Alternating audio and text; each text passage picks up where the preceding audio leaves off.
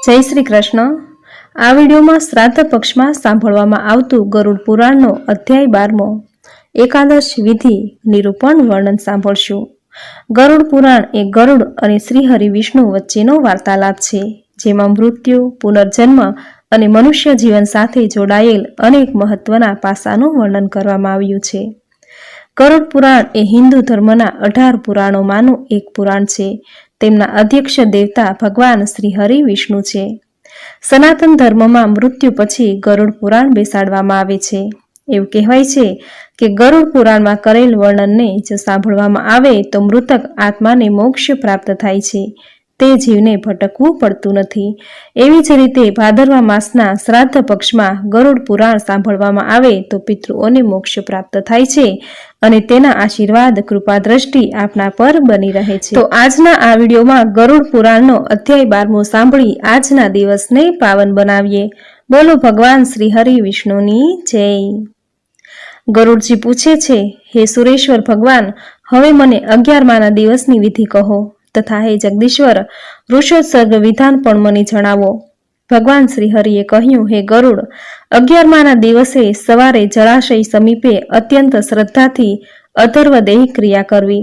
વેદ શાસ્ત્ર જ્ઞાતા બ્રાહ્મણને બોલાવી તેમને નમસ્કાર કરી પ્રેતની મુક્તિ માટે તેમને વિનંતી કરવી। ગોર સહિત સ્નાન અને સંધ્યાદિ કર્મ કર્યા બાદ 11મા દિવસે યથાવિધિપૂર્વક કર્મ કરવું। 10 દિવસ સુધી મંત્રહીન નામ અને ગોત્રોચ્ચાર કરીને જ શ્રાદ્ધ કરવાનું છે, પણ 11મા દિવસે મંગલ સહિત પિંડદાન કરીને શ્રાદ્ધ કરવું।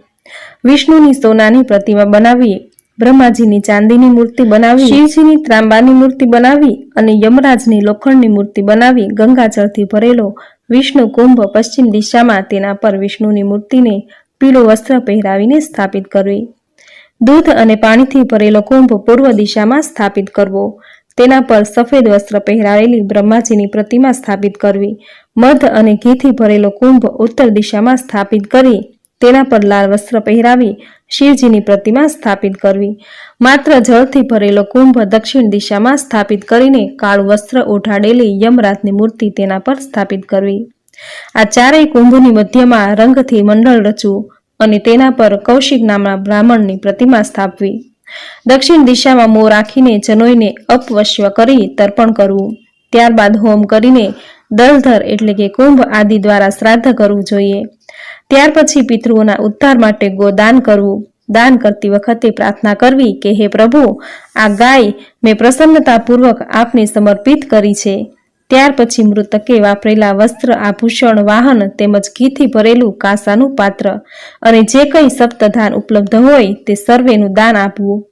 તલ આદિ 8 મહાદાન જે અંતકાળે આપ્યા ન હોય તે પણ શય્યાદાનની સાથે આપવા।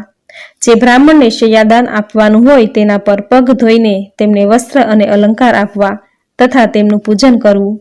તેમને સિદ્ધ કરેલું યાની કે રસોઈ બનાવવાની હોય તે તેમજ લાડુ, પુડલા, અડદની દાળના વાટેલા વડા, ખીર પીરસીને ભોજન કરાવવું। ત્યાર પછી ક્રિયા કરનાર પુત્રે સખ્યા પર સોનાના પુરુષને સ્થાપિત કરવો। એ પુરુષનું પૂજન કરી એ શય્યા વિધિવત બ્રાહ્મણને આપવી। પછી બ્રાહ્મણને પ્રાર્થના કરવી કે હે ભૂદેવ, પ્રેતની પ્રતિમા વાળી અને તમામ સામગ્રીથી સુજ્જિત આ શય્યા મેં તમને સમર્પિત કરી છે।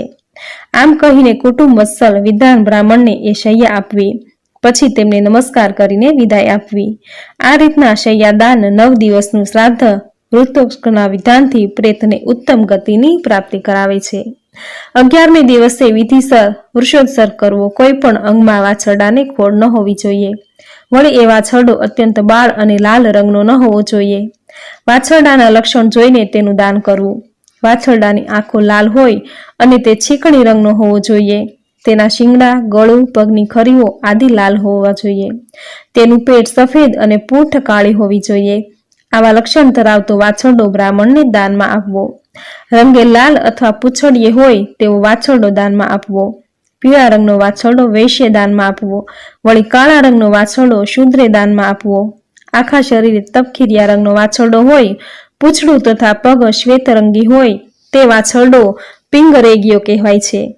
વાછરડાના પગ, મોં અને પૂંછડું સફેદ હોય અને બાકીના રંગ અગ્નિ જેવા રાતા હોય તે નીલ વાછરડો કહેવાય છે।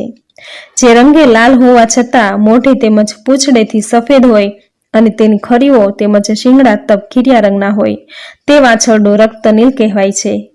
જે વાછરડો એક જ રંગનો હોય અને પૂંછડેથી જ ભૂરા રંગનો હોય તે નીલલિંગ વાછરડો કહેવાય છે. એ વાછરડો પૂર્વજોનો ઉદ્ધાર કરનારો મનાય છે. આ વાછરડો સર્વાંગે સુશોભિત ગણાય છે. જે આખો અંગ નીલવર્ણ ધરાવતો હોય અને જેની આંખો લાલ હોય જે મહાનીલ વાછરડો કહેવાય છે. આમ 5 પ્રકારના નીલ મનાય છે.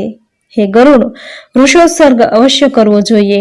ઉત્સર્ગ કર્યા પછી એ વાછરડાને પકડવો નહીં તથા ઘેર પાછો આવે તો તેને ઘરમાં રાખવો પણ જોઈએ નહીં.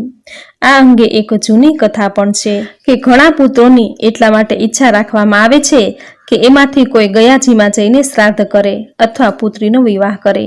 નીલ જાતિના વૃક્ષનો ઉત્સર્ગ કરે જે વૃક્ષો કરે છે તથા ગયાજીમાં જઈને શ્રાદ્ધ કરે છે તે યોગ્ય પુત્ર માનવો. એ સિવાયના પુત્રો વિષ્ઠા સમાન છે. તેના પૂર્વજ સૈખાહી નામના નરકમાં પડ્યા હોય એમનો પુત્ર વૃષોત્સર્ગ કરીને 21 પેઢીને તારે છે. આમ પિતૃઓની મુક્તિ માટે પ્રયત્નપૂર્વક યથાવિધિ વૃક્ષ યજ્ઞ કરવો જોઈએ. જો એ ન હોય તો અન્યથી મંગાવવો. તે વિધિ કરતી વખતે તન્મય થઈને મંત્ર સહિત નવગ્રહ સ્થાપન અને પૂજન કરવું. યથાર્થ વિધિ અનુસાર હોમ કરવો અને વાછરડા તથા વાછરડાનું પૂજન કરવું. ત્યારબાદ વાછરડી તથા વાછરડાને મંગાવી તેમને કંકણ બાંધવું. પછી વિવાહ વિધિ પ્રમાણે એક સ્તંભ રોપવો અને ત્યાં વાછરડો તથા વાછરડીનું સ્થાપન કરવું. રુદ્રના જળથી એ બંનેને સ્નાન કરાવવા તથા ગંધ અક્ષત પુષ્પથી તેમનું પૂજન કરી તેમની પ્રદક્ષિણા કરવી. ત્યારબાદ એ વૃષભની દક્ષિણ બાજુ ત્રિશૂળ અને ડાબી બાજુએ ચક્ર સ્થાપિત કરવું. પછી એ વાછરડી વાછરડા સમક્ષ હાથ જોડીને મંત્રચાર કરવો. હે વૃષરૂપી ધર્મ, બ્રહ્માજીએ આપને આ રૂપે સર્જ્યા છે. મેં તમારો ઉત્સર્ગ કર્યો છે તો તમે મને સંસાર રૂપી સાગરમાંથી પાર ઉતારો. આ રીતે મંત્રોચ્ચાર પ્રાર્થના રૂપે કરીને નમસ્કાર કરીને તેમનો ઉત્સર્ગ કરવો જોઈએ. ભગવાન શ્રી હરિ આગળ કહે છે કે હે ગરુડ, આ પ્રમાણે કર્મ કરનારને હું વરદાન આપનારો થાવ છું. હે ગરુડ, આ પ્રમાણે પ્રેતને મોક્ષ આપું છું. હે ગરુડ, આ કર્મ અવશ્ય કરવું જ જોઈએ. મૃતકનો ઉત્સર્ગ પુત્રે કરવો જેથી મૃતક પુરુષને ફળ પ્રાપ્ત થાય છે. જો હયાત પુરુષ સ્વહસ્તે વૃષોત્સર્ગ કરે છે તો તેને પણ તે જ પ્રમાણે ફળ પ્રાપ્ત થાય છે. વાંજ્યો પુરુષ આ વિધિ કરે તો તેને સુખપૂર્વક ઉત્તમ ગતિ મળે છે. આ વિધિ કારતક આદિ મહિનામાં સૂર્ય ઉત્તરાયણમાં હોય તે સમયે અથવા શુક્લ કે કૃષ્ણ પક્ષથી 12 સુધી કરીને આરંભે તેની જોડે આવતી તિથિમાં કરવું. ચંદ્ર અને સૂર્યગ્રહણની તિથિએ તેમજ મેષ તુલના સંક્રાંતિ કાળમાં અથવા દક્ષિણાયન કે ઉત્તરાયણના દિવસે વૃષોત્સર્ગ રૂપી કર્મ કરી શકાય છે. પહેલા શુભ લગ્ન અને શુભ મુહૂર્ત તેમજ ઉત્તમ દેશકાળ જોઈ સ્વસ્થ મને આ કર્મ કરવાનું છે. બ્રાહ્મણને બોલાવીને જપ હવન દાન આદિ દ્વારા દેહની શુદ્ધિ કરવી. પહેલા કહેલી રીત અનુસાર હવન આદિ કર્મકાંડ કરાવવું. ત્યાર પછી શાલિગ્રામની સ્થાપના કરીને વૈષ્ણવી શ્રાદ્ધ કરવું અને આત્મ શ્રાદ્ધ કર્યા પછી બ્રાહ્મણને દાન આપવું. હે ગરુડ, આ પ્રમાણે પુત્રવાન કે પુત્રહીન વિધિ કરે તો તેના સઘળા મનોરથો વૃષોત્સર્ગના પુણ્યથી સિદ્ધ થાય છે. વૃષોત્સર્ગ કરવાથી જેવી ગતિ મળે છે તે અગ્નિ, હોમ, યજ્ઞ અને અનેક દાનોથી મળવી દુર્લભ કે મુશ્કેલ છે. બાળ, કિશોર, કુમાર, તારુણ્ય કે વૃદ્ધાવસ્થામાં જે પાપ કર્મો કર્યા હોય તે સર્વનો નાશ વૃષોત્સર્ગ રૂપી કર્મથી થાય છે. તેમાં કોઈ શંકાને સ્થાન નથી. મિત્રદોહ, મધપાન, કૃતજ્ઞતા, ગુરુપત્ની સાથે સહગમન, બ્રહ્મહત્યા કે સોનું ચોરનાર આદિ પાપોમાંથી વૃષોત્સર્ગ કરનાર મુક્ત થાય છે. આથી શ્રદ્ધા અને પ્રીતિપૂર્વક વૃષ યજ્ઞ કરવો હિતાવહ છે. હે ગરુડ, વૃષોત્સર્ગ જેવું પુણ્ય આ જગતમાં બીજે ક્યાંય નથી. સ્ત્રી, પતિ તથા પુત્રને આરોગ્ય પ્રાપ્ત થાય તેવા હેતુને ધ્યાનમાં રાખી વૃષોત્સર્ગ કરવો નહીં. એણે અતિ દૂધ આપનારી ગાય બ્રાહ્મણને આપવી. હે ગરુડ, જે પુરુષ આખલા પર આરૂઢ થઈને પોતાના દેહનો તથા અન્ય ભાર ઉપડાવે છે તે મહાપ્રલય કાળ સુધી ભયંકર નરકમાં સબળતો રહે છે. જે પુરુષ નિર્દયી બનીને બળદ કે આખલાને સખત રીતે મારે છે તેને કલ્પ સુધી યમ યાતના વેઠવી પડે છે. આ રીતે વૃષોત્સર્ગ કરીને સપિંડી સુધી શ્રાદ્ધ કરવું જોઈએ. તેનો સમય અને વિધિ હું તમને હવે જણાવું છું.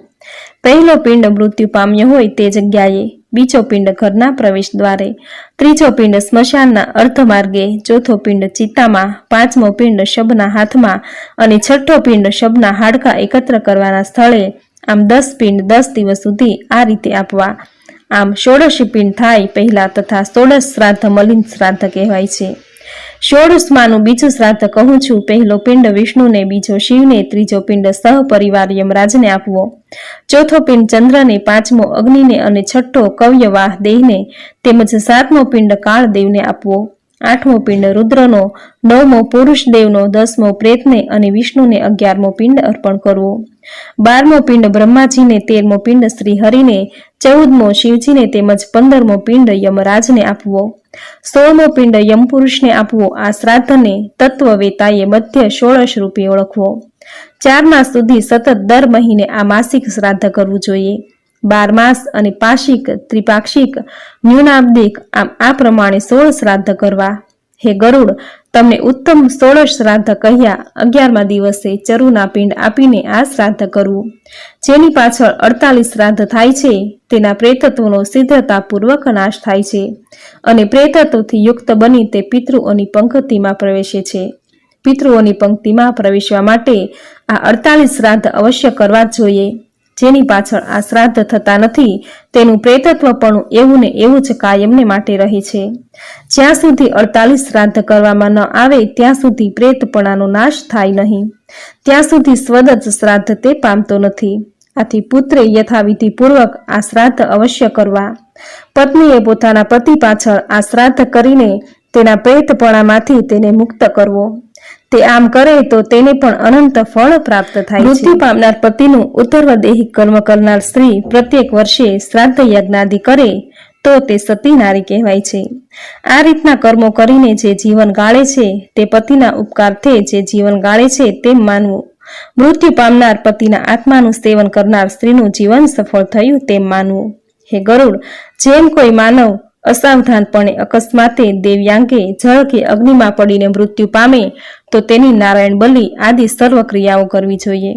સર્પદંશથી મરણ પામનારની પાછળ શુક્લ અને કૃષ્ણ પક્ષની 5મના દિવસે નાગ પૂજન કરવું. નાગ પૂજનમાં ધરતી પર લોટથી નાગ દોરવા અને તેમનું સુગંધયુક્ત સફેદ પુષ્પોથી પૂજન કરી ચંદન અક્ષાદિ ચઢાવવા. તેમને ધૂપ દીપ સમર્પિત કરી તલ અને અક્ષત ચઢાવવા. ત્યાર પછી તેમને કુબેરનું નૈવેદ્ય સમર્પિત કરવું અને દૂધ પણ અર્પણ કરવું. પછી ભૂદેવને યથાશક્તિ સુવર્ણ દાન તેમજ ગોદાન આપીને હાથ જોડીને નાગરાજને કહેવું કે હે નાગરાજ, મારી પૂજાથી આપને સંતુષ્ટ થજો. ત્યારબાદ એ મરનારની નારાયણ બલિથી ક્રિયા કરવી. નારાયણ બલિની ક્રિયાથી જીવ સમસ્ત પાતકોમાંથી મુક્તિ થઈ સ્વર્ગ પામે છે.